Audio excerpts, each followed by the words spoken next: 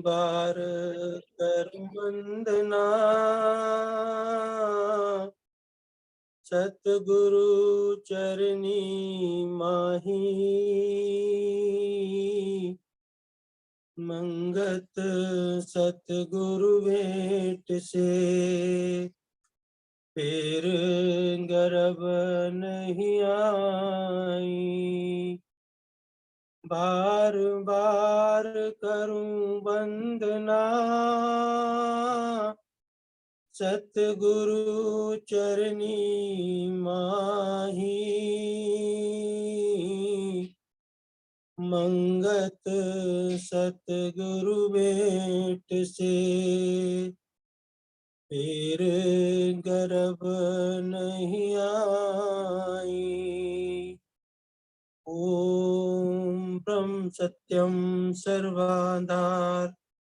सभी माताओं और पूज प्रेमियों के चरणों में दास का सादर ओम ब्रह्म सत्यम सर्वधार। सभी को प्रणाम।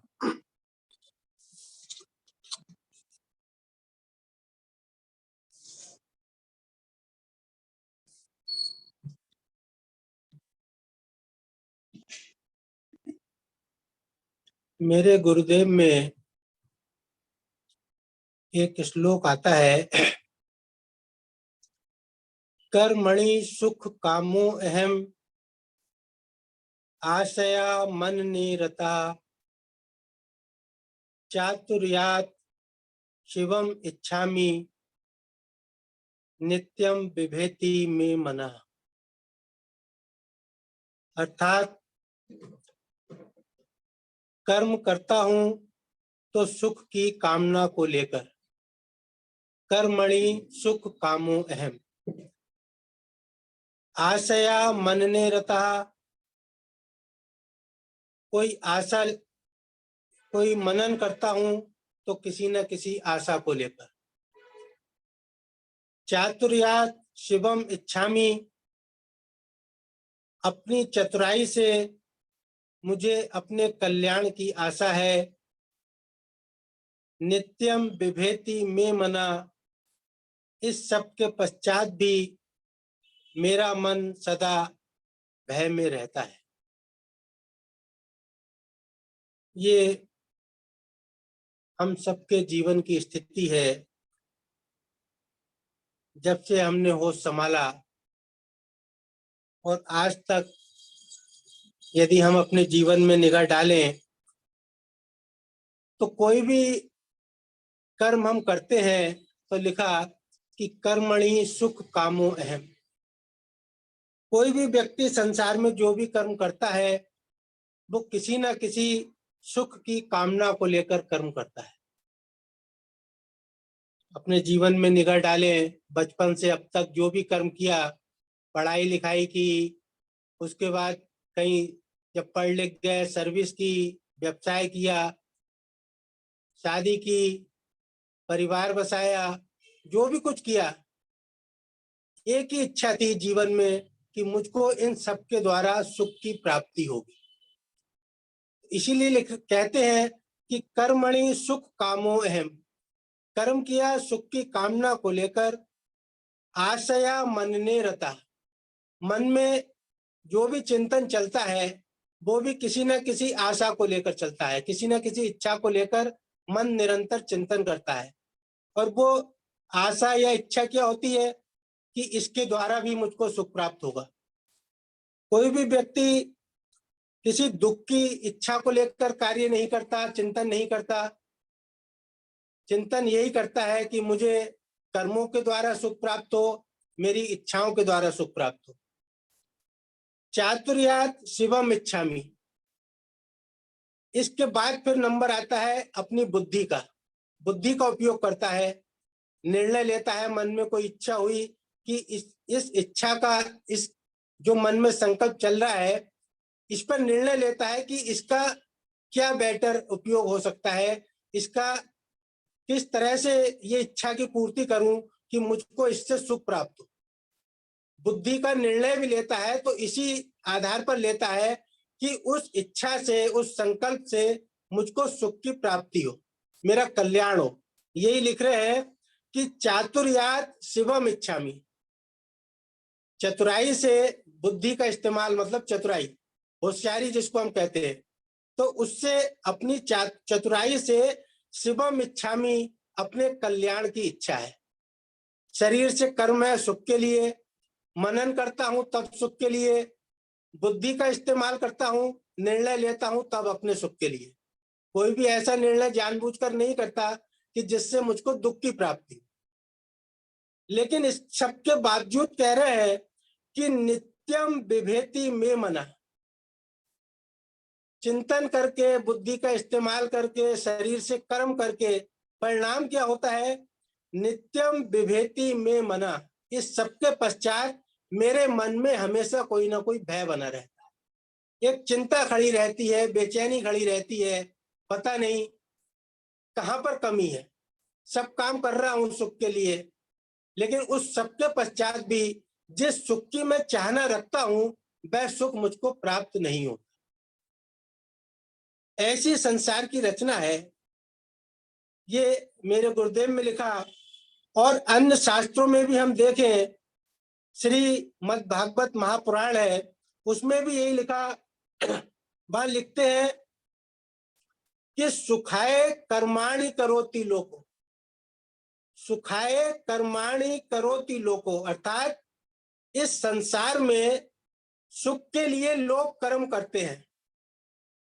सुख की इच्छा को लेकर प्रत्येक व्यक्ति कर्म करता है। न तय सुखम बान्य दुपारंबा, संसार में सब लोग सुख के लिए कर्म करते हैं, परंतु न तय सुखम, उनको सुख प्राप्त नहीं होता। परंतु उनसे ना तो उन्हें सुख प्राप्त होता है, बिंदेत भूयस्तत एव दुखम, बिंदेत भूयस्तत एव दुखम, ना ही उनके दुख दूर होते हैं। ना तो उन्हें सुख प्राप्त होता है और ना ही उन्हें उनके दुख दूर होते हैं। यदत्र युक्तम भगवान वदेन, ये विदुर जी मैत्रेय जी से कह रहे हैं कि इस विषय में क्या करना उचित है, ये आप मुझे कृपा करके बतलाइए। ये मेरे गुरुदेव में भी यही श्लोक लिखा और यही बात श्रीमद् भागवत महापुराण में लिखी, और यही हम सबका अनुभव भी है। जितनी हमारी आयु बीत गई उस सब में हमने यही किया, लेकिन आज भी यदि हम देखें तो हमारे मन में कोई ना कोई चिंता, भय, फिक्र, दुख बना ही रहता है। अब महाराज जी क्या कह रहे हैं? महाराज जी क्या कह रहे हैं कि सुख की इच्छा मन में राखी, सुख की इच्छा मन में राखी, जतन करे बहुरंग भांति, बाल जोवन जरा बिताई, रंचक सुख की सार नहीं पाई। बाल जोवन जरा बिताई, रंचक सुख की सार नहीं पाई, ये महाराज जी भी कह रहे हैं। अब बात ये आती है कि ऐसा क्या कारण है कि ये सारा संसार ये कार्य कर रहा है सुख प्राप्ति के लिए, लेकिन उसको सुख प्राप्त नहीं हो पा रहा है? इसका रहस्य क्या है? तो इसका रहस्य शास्त्रों में ही हमको बताया गया। एक उदाहरण के द्वारा हमको समझाते हैं कि एक पिता ने अपने पुत्र को कुछ फल लेने के लिए भेजा कि बाजार से कुछ फल ले आओ। बेटा गया, एक दुकान देखी, वहां पर उसको अनेक प्रकार के फल सब्जियां दिखाई दिए। उसने वहां से कुछ फल खरीदे और जब वो फल खरीदकर घर आया और पिता ने उन फलों को देखा तो बड़े नाराज हुए। क्यों नाराज हुए? क्योंकि वो जो फल लाया था वो सारे खेल खिलौने वाले फल थे, नकली फल थे। पिता को बड़ा गुस्सा आया, मैंने इसको फल लेने भेजा और ये क्या खेल खिलौने उठा लाया।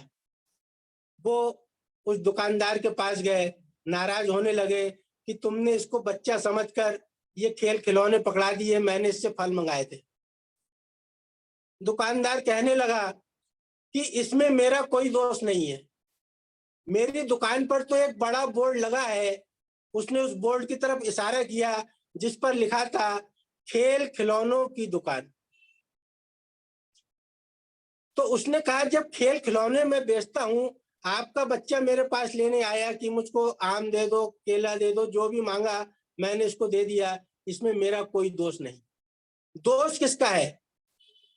जब वहां पर ये लिखा है खेल खिलौने की दुकान, तो अगर हमने नहीं पढ़ा, वहां से खरीद लिए, तो ये दोष हमारा है।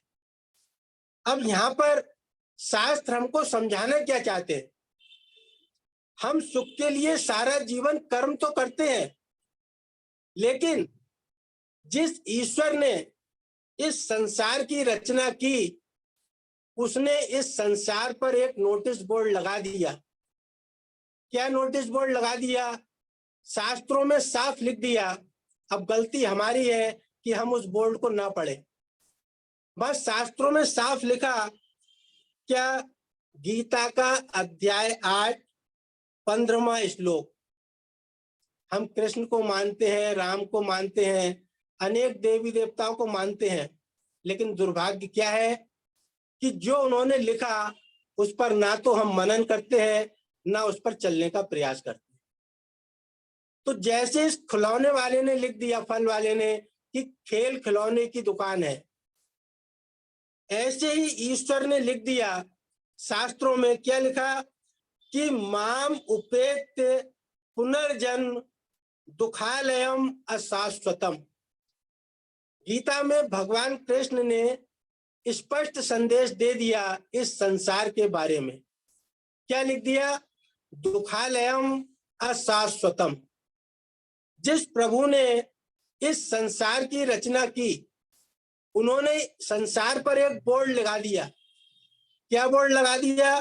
दुखालयम अशाश्वतम, कि ये दुखालय है, दुख का घर है, और अशाश्वतम, अशाश्वत है, ये स्थिर रहने वाला नहीं। अब हम क्या कर रहे हैं? कर्मणि सुख कामो अहम आशया मनने रता चातुर्यात शिवम इच्छामि नित्यम विभेति भेमन में मना। जब उस ईश्वर ने इसका ये डिक्लेयर कर दिया, ये घोषणा कर दी कि ये संसार दुखालय है और अशाश्वतम है, इसमें सुख मिलने वाला नहीं है, तो फिर गलती किसकी है? हम सारा जीवन शास्त्रों में जो लिखा है उस पर चिंतन नहीं करते, उस पर चलने का प्रयास नहीं करते, और उसके बाद ये शिकायत करते हैं कि मुझे सारा जीवन सुख की प्राप्ति नहीं हुई। ईश्वर ने स्पष्ट लिख दिया कि ताकि, क्यों लिख दिया? ताकि हमारे जीवन का प्रयास व्यर्थ ना जाए। लेकिन हम ईश्वर की बातों पर गौर नहीं करते, उस पर विचार नहीं करते, और अपनी मन मानी करके सारा जीवन चलते रहते हैं। तो उसका परिणाम क्या होता है? मन मानी अपनी करी, ना गुरु सीख सुहाई, मंगत सखा न को भयो, जब विपदा से पर आई। तो जब दुखालय है तो हमको कभी भी इस संसार में सुख की प्राप्ति नहीं हो सकती। दूसरा क्या लिख रहे हैं? एक अन्य स्थान पर हम देखें, श्रीमद् भागवत में ही एक अन्य स्थान पर लिखा इस संसार के बारे में, असार खलु संसारो। देखिए कितनी बड़ी हम लोग जीवन में गलती करते हैं। संत, शास्त्र, ईश्वर हमको ये चेतावनी दे रहे हैं कि इस संसार में जो तुम चाह रहे हो वो प्राप्त होने वाला नहीं है, बस सुख की प्राप्ति नहीं होगी। कह रहे हैं असार खलु संसारो दुख रूपी विमोह का, सुतः कस्य धनम कस्य स्नेहवान ज्वलते अनीशम। अर्थात दुख रूपी संसार से जो आसक्ति करता है, असार खलु संसारो, अर्थात दुख रूपी संसार और असार संसार जिसमें कोई सार नहीं है, ये भी शास्त्र की बात है। अर्थात दुख रूपी संसार से जो आसक्ति करता है, वह हमेशा जलता ही रहता है। हम तो सारा जीवन इस संसार में ही डूबे रहते हैं। संसार में धन, संपत्ति, परिवार, मान, अनेक वस्तुएं हम इकट्ठी करते रहते हैं और ये चाहते हैं कि मुझे इनके द्वारा सुख की प्राप्ति होगी। तो कह रहे हैं कि दुख रूपी संसार से जो आसक्ति करता है वो हमेशा जलता ही रहता है।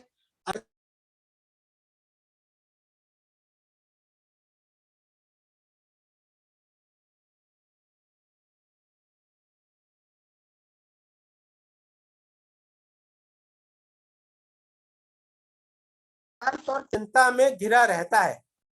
श्री गुरु गीता में लिखा, अनित्य मिति निर्दिष्ट संसार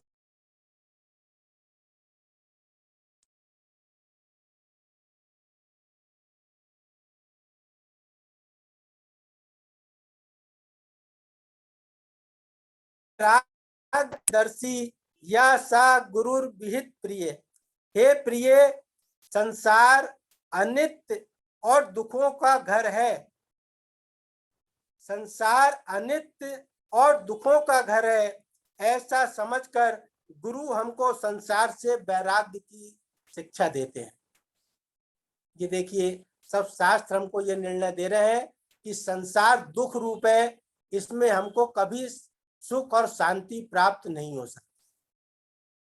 अब दोष हमारा है कि हम संतों की, शास्त्रों की, गुरु की बात सुनकर भी इस संसार में सारा जीवन सुख प्राप्ति का यत्न करते हैं और वह जब सुख प्राप्त नहीं होता तो अंत में निराश ही इस संसार से विदा हो जाते। हमारा क्या यहाँ पर दोष है? यदि किसी व्यक्ति को आप कोई सामान लेने भेजिए, किराने का सामान लेने भेजिए कि भाई दाल ले आओ, और वो व्यक्ति किसी दुकान पर जाता है कि मुझको दाल चाहिए, वो कहेगा नहीं है यहाँ। मुझको चीनी चाहिए, यहाँ नहीं है। क्यों नहीं है? वो कहेगा भैया ऊपर बोर्ड देखो क्या है, वहां पर लिखा था ये औषधालय है। अब औषधालय में हम किराने का सामान लेने जाएंगे, कभी नहीं मिलेगा। इसी प्रकार औषधालय में औषधि मिलती है, विद्यालय में विद्या मिलती है, पुस्तकालय में पुस्तकें मिलती हैं, भोजनालय में भोजन मिलता है। इसी प्रकार ये संसार को जब संत कह रहे हैं कि ये दुखालय है तो इसमें दुख ही मिलेगा, ये संकटालय है तो इसमें हमको संकट ही मिलेगा। ये हमारा धोखा है कि इसमें हम सारा जीवन जो है सुख की तलाश करते रहते। तो संतों ने निर्णय दिया, जब यहाँ पर जो व्यक्ति आया है उसको दुखी प्राप्त होना है। इसलिए गुरु नानक देव जी ने लिखा कि नानक दुखिया सब संसार।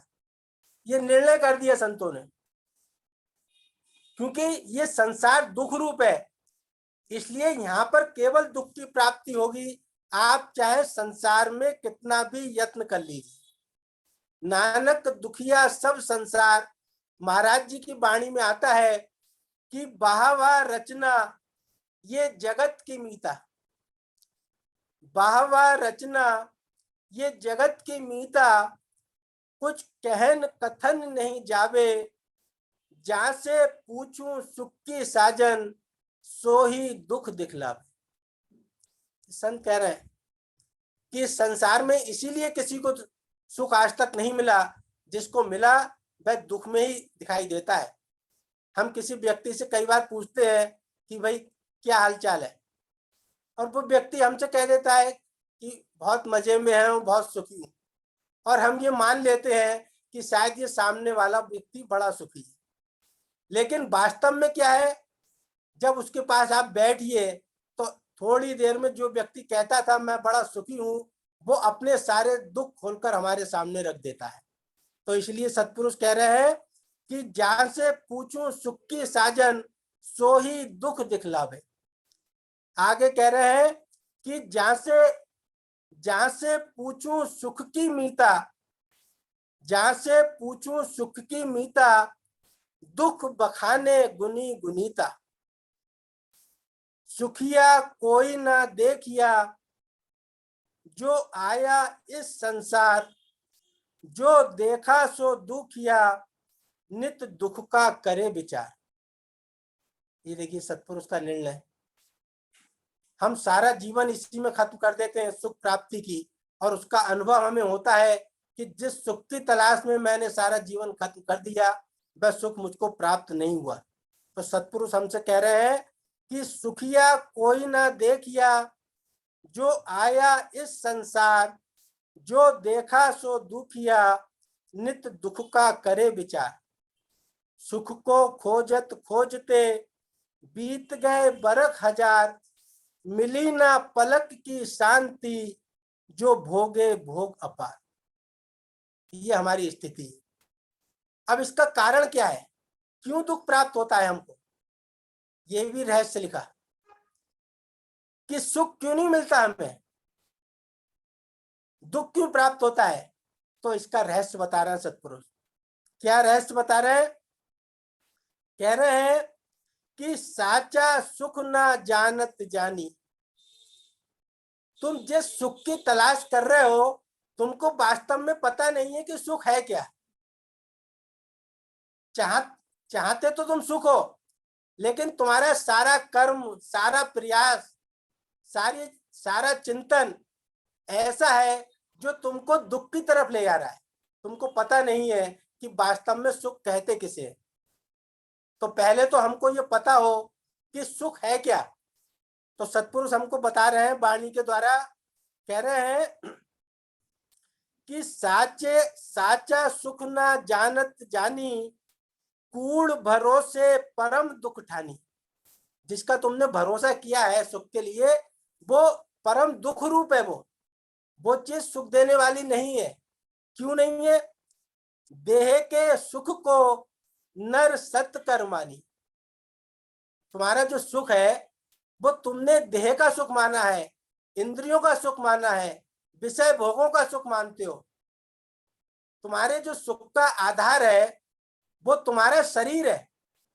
तो कह रहे हैं देह के सुख को नर सत कर मानी, देह विनाश सुख कहां पछानी। जो तुम्हारे सुख का आधार है ये देह, ये विनाश होने वाली है।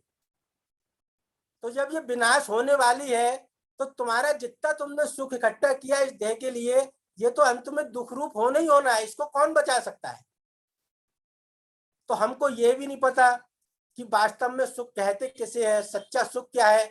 बस हम आंख बंद कर कर जो अच्छा लग रहा है उसी को सुख मानकर उसके पीछे सारा जीवन भागते रहते। तो कह रहे हैं देह के सुख को नर सत कर मानी, देह विनाश सुख कहां पछानी, साचा सुख मन करो विचार। अब गुरुदेव और आगे बता रहे हैं कि वास्तव में सच्चा सुख है क्या। कह रहे हैं साचा सुख मन करो विचार, जो ना नासे ना होए दुखसार। साचा सुख वो है जो कभी नाश नहीं होगा। साचा सुख वो है जो कभी नाश नहीं होगा, और अगर वो नाश होने वाला है तो उसका परिणाम फिर दुख रूप होना होना है। तो हम सारा जीवन इस पर विचार नहीं करते। सबसे बड़ी बात क्या है, जिस सुख के लिए हम भागते हैं, संत कबीर ने भी कहा कि झूठे सुख को सुख कहे, मानत है मन मोद, जगत चवेना काल का, कुछ मुख में कुछ गोद। जा रहे हम मौत की तरफ। शरीर हमारे सुखों का जब आधार बनाया हमने शरीर को, तो शरीर तो निरंतर मौत की तरफ जा रहा है। इसमें कहते हैं body is the godown of diseases. ये रोग का घर है, शोक का घर है, मौत का घर है, और हमने इसको सुख का आधार बना लिया। तो आप खुद ही निर्णय कर लीजिए कि हमारे जीवन में ये सुख प्राप्त होगा या दुख प्राप्त होगा। तो सुख कहाँ प्राप्त हो सकता है, इसके लिए हमको कह रहे हैं भगवान बुद्ध ने लिखा ये संसार का स्वरूप लिखा कि कह रहे हैं सर्वम क्षणिकम, सब शास्त्र हमको, क्योंकि हमारे जीवन की जो सबसे बड़ी भूल है वो यही है कि हम इस शरीर के द्वारा सुख चाहते हैं। तो सभी संत हमको इस मामले में हमको सचेत कर रहे हैं। भगवान बुद्ध कहते हैं कि सर्वम क्षणिकम, इस संसार में सब कुछ क्षणिक है, स्थिर रहने वाला नहीं है। सर्वम दुखम, सब कुछ दुख है। सर्वम स्वलक्षणम, और सर्वम शून्यम, सर्व कुछ शून्य बदल जाना है। इसलिए यहाँ पर सुख की इच्छा रखना केवल अपने को धोखा देना है। अब फिर बात ये आती है कि सच्चा सुख फिर हमको प्राप्त क्या, कैसे प्राप्त, तो इसका निर्णय हम अपना चिंतन करें, उसके माध्यम से ही प्राप्त होता है कि सच्चा सुख केवल हमको उस वस्तु से प्राप्त हो सकता है जो वास्तव में सत्य हो, अर्थात जो स्थिर रहने वाली हो, जिसका कभी नाश ना हो, जिसका न आदि है न अंत है, जो हमेशा स्थिर रहने वाली है। जब हम उस वस्तु को प्राप्त करने का प्रयास करेंगे तभी वास्तव में हमको सच्चा सुख प्राप्त हो सकता है। इसलिए संत हमको बता रहे हैं कि अगर वास्तव में सुख चाहते हो तो केवल एक उपाय है। क्या? श्रुति पुराण सब ग्रंथ कहाई, ईश्वर भगत बिना सुख नहीं। अंत में लौटकर केवल एक हमारा आश्रय है, क्या?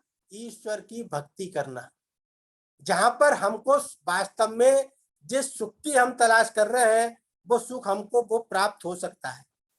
अगर वो कह रहे हैं वचन काय मन, जिस व्यक्ति का जो हमने संसार में प्रयास किया, शरीर लगा दिया, मन लगा दिया, बुद्धि लगा दी, अब इसको हमको रिवर्स करना है। इसको संसार से हटाकर करतार में लगाना है, शरीर को, मन को और बुद्धि को, सबको ईश्वर में लगाना है। तब तो वो कह रहे हैं फिर क्या होगा, जब सब चीज ये पूरा रिवर्स हो जाएगा, जब पूरा ये प्रोसीजर, तब कह रहे हैं कि वचन काय मन मम गति जाई, जिसका वचन काया शरीर से कर्म और जिसका मन निरंतर मेरा चिंतन करता है, वचन काय मन मम गति जाई, सपने बूझिए विपत्ति की ताई। जिस व्यक्ति का ये जो संसार का प्रयास है ये जब रिवर्स हो जाता है और ये ईश्वर की ओर लग जाता है, तब कह रहे हैं सपने बूझिए विपत्ति की ताई। उस ऐसे व्यक्ति को स्वप्न में भी कभी दुख नहीं हो सकता। इसलिए यदि हम वास्तव में इस संसार में सुख की प्राप्ति करना चाहते हैं तो केवल इसका एक उपाय है, वो संसार में नहीं है, वो उपाय केवल ईश्वर भक्ति की ओर जाने में है। तभी हमारा प्रयास सार्थक हो सकता है और जिस सुख की हम तलाश कर रहे हैं वह सुख हमको प्राप्त हो सकता है। ओम ब्रह्म सत्यम।